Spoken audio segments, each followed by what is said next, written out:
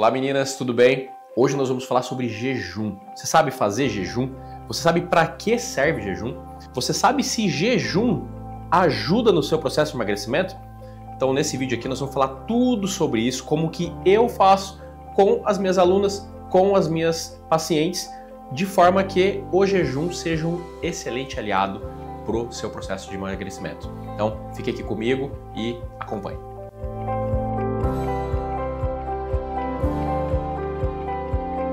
Então meninas, primeiramente, se você puder me ajudar, eu já peço para você, deixe o seu curtir aqui e comente aqui embaixo.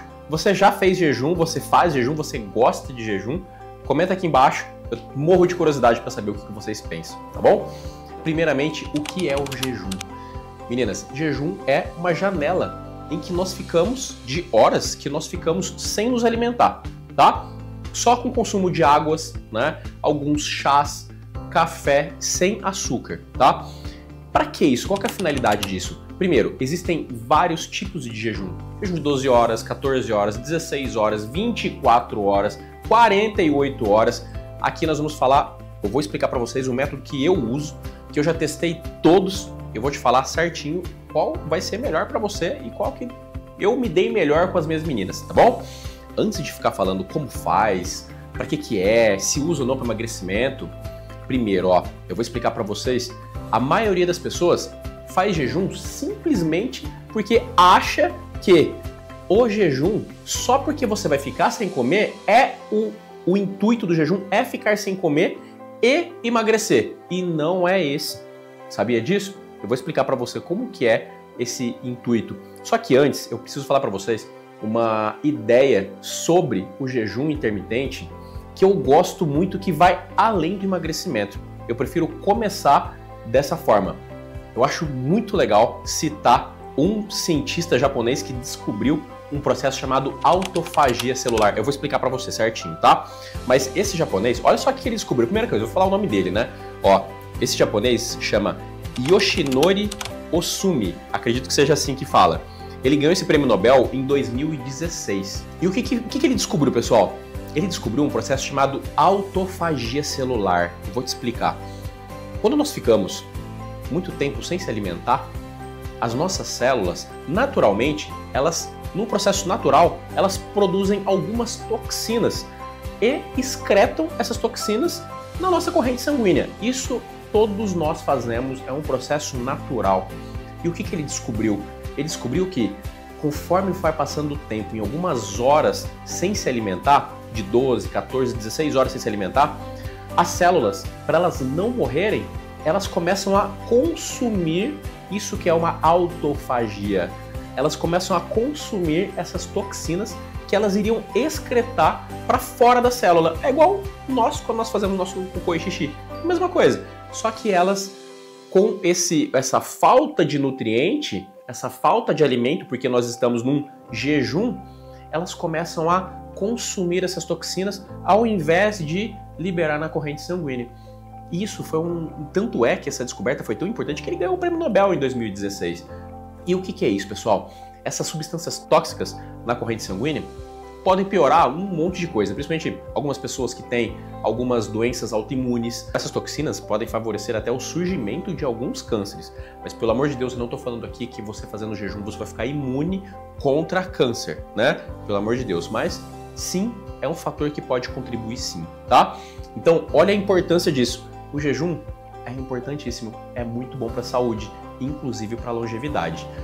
Só que agora, eu tenho certeza que vocês não estão aqui para saber sobre jejum e longevidade. Vocês querem mais saber como emagrece com jejum. Tô certo ou tô errado? Então, vamos lá para o que interessa?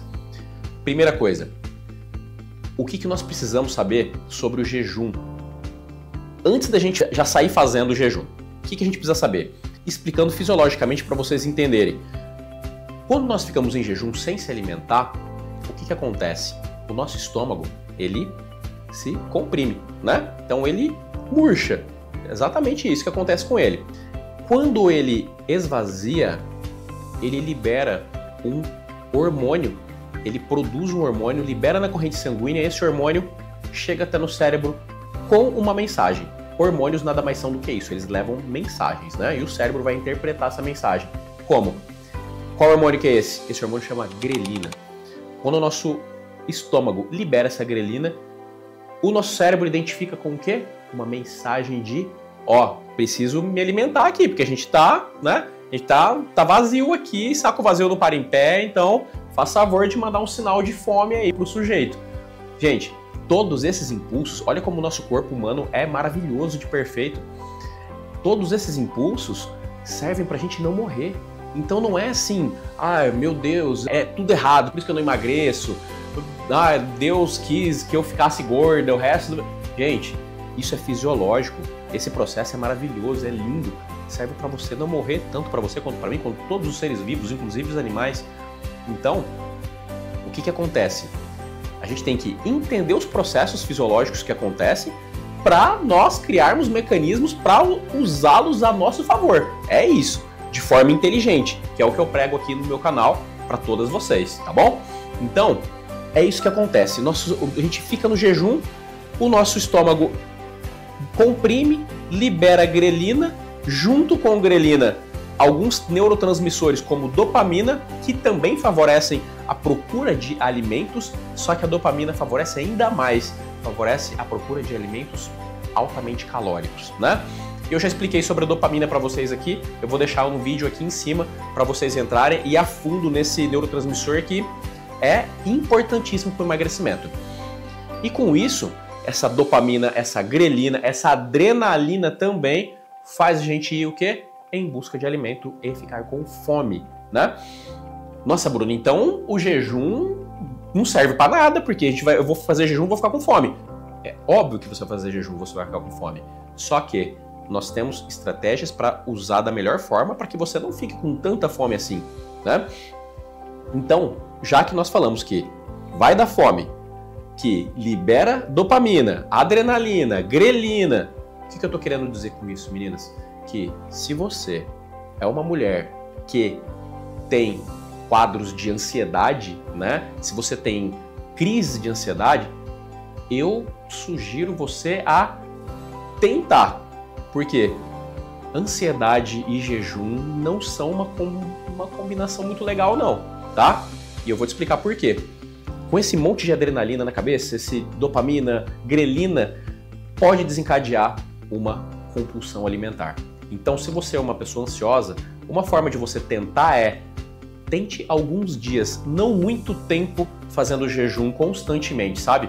Tenta lá de segunda a quinta, sexta, sábado e domingo, tenta voltar à rotina normal.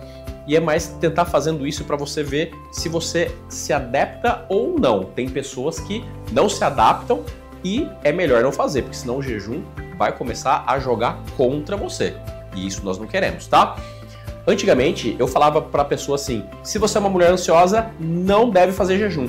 Gente, mas com a prática, eu percebi que muitas mulheres, homens também, ansiosos, acabam se adaptando com o jejum sim, tá? Eu, por exemplo, eu sou um cara extremamente ansioso, controlado, sem remédio, mas me adapto muito bem com o jejum, tranquilamente, não sofro com o jejum, tá?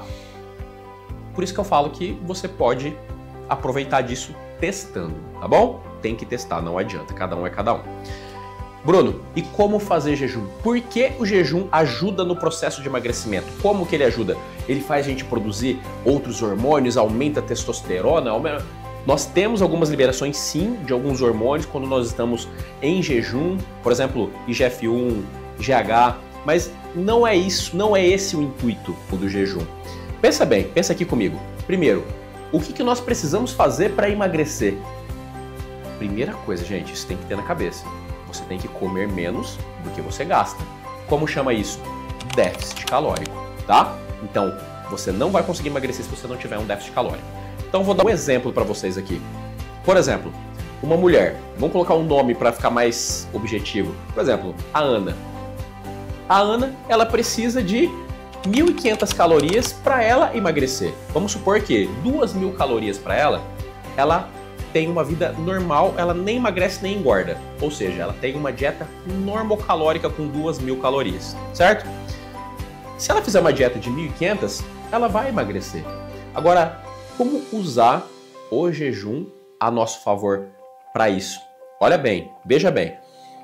Uma dieta comum, o que a pessoa faria? O que a Ana faria?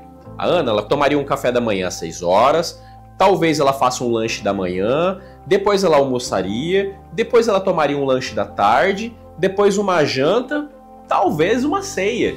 Olha só, 6 refeições em um dia. São 6 refeições. Só que 1.500 calorias dividido em 6 refeições vai dar um pouquinho de comida assim em cada uma.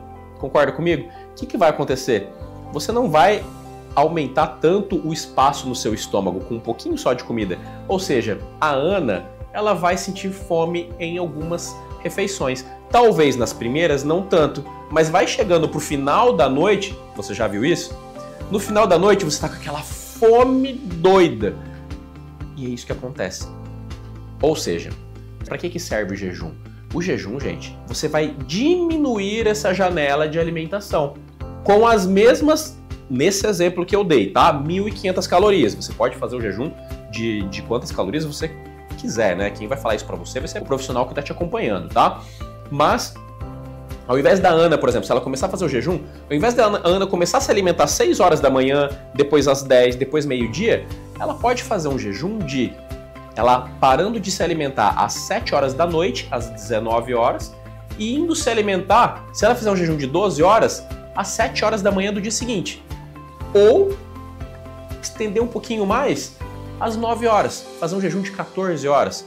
Ou seja, ao invés dela começar a se alimentar logo às 6 da manhã, ela pode se alimentar mais tarde. A janela que iria das 6 da manhã até as 10 da noite, ela vai encurtar. Ela vai possivelmente por umas 10 da manhã até as 7 da noite. Ou seja, ela vai fazer, ao invés de 6 refeições, ela vai fazer menos refeições. Fazendo menos refeições com as mesmas 1.500 calorias, ela vai poder comer maior volume de comida em cada refeição. Com isso, o estômago dela vai ficar mais cheio, mais saciado. Eu mesmo sou uma pessoa que, quando eu tô fazendo uma dieta para perder peso, eu já começo a fazer jejum. Por conta disso, eu gosto de comer volumes maiores de comida. Eu não me adapto com pouca quantidade com muitas refeições ao longo do dia. Tem gente que se adapta, eu não. Algumas pacientes minhas, algumas alunas minhas também não. Gostam de comer mais. Então, o jejum aí é interessante. Agora, sabe para quem que eu sempre indico o jejum, meninas? Presta atenção. Eu sempre indico o jejum para as mulheres baixinhas. Até 1,5 m mais ou menos. Sabe por quê? Pensa comigo. Como que é o cálculo que nós fazemos para ver quanto que a mulher precisa comer? Uma média, né? Existem vários tipos de cálculos, mas uma das coisas que nós levamos em conta na hora de estipular um cálculo para supor quanto que ela deve comer para ter um déficit calórico é a altura. Quanto mais alta é a mulher, mais ela pode comer. Ou seja, o déficit calórico de uma mulher de 1,80 m para uma mulher de 1,5 m vai ser muito diferente. Uma mulher de 1,80 m, talvez ela possa, isso tem que ser feito os cálculos, tá, pessoal? Então não é assim, eu tô só falando alguns números para vocês de cabeça, assim, tá? Mas, por exemplo, uma mulher de 1,80 m, ela poderia talvez comer 1.800 calorias e está em déficit calórico. Agora, e uma mulher de 1,5 m? Talvez com 1.500 calorias por dia, dependendo da atividade física ao longo do dia dela, se ela for uma mulher que trabalha o dia inteiro sentada, talvez 1.500 calorias ela não entra nem em déficit calórico.